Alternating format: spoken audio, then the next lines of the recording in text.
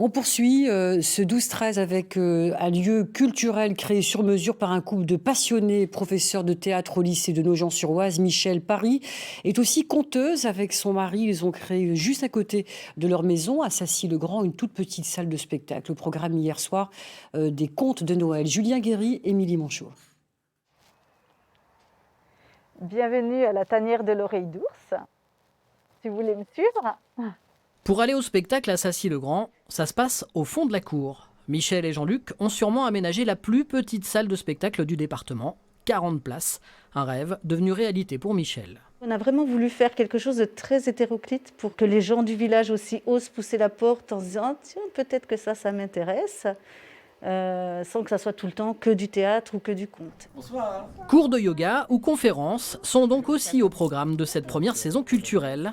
Et c'est une équipe de bénévoles qui accueille le public.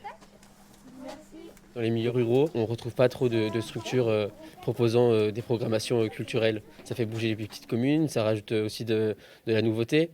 Un nouveau lieu, ça fait aussi vivre socialement une ville, quoi. Qu'est-ce que ça sent ? La cannelle. La cannelle ! Des contes de Noël sont au menu de cette soirée du 21 décembre. Michel elle-même a concocté un spectacle tout en douceur et en senteur.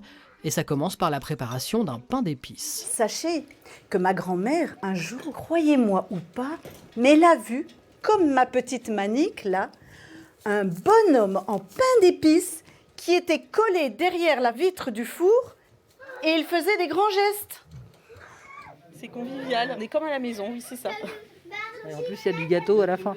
Voilà, ouais, c'est ce qui est quand même pas désagréable. Oui, des fois, c'est de la soupe, hein, vous savez. Il faut venir les jours de soupe aussi. Nous, on habite dans le village, donc c'est top en fait d'avoir une salle de spectacle près de chez nous. On peut venir à pied, c'est convivial.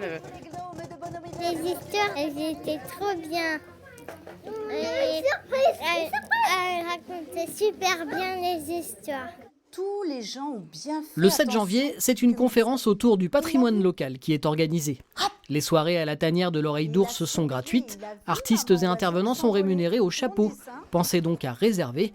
Hier soir encore, le spectacle s'est joué à guichet fermé.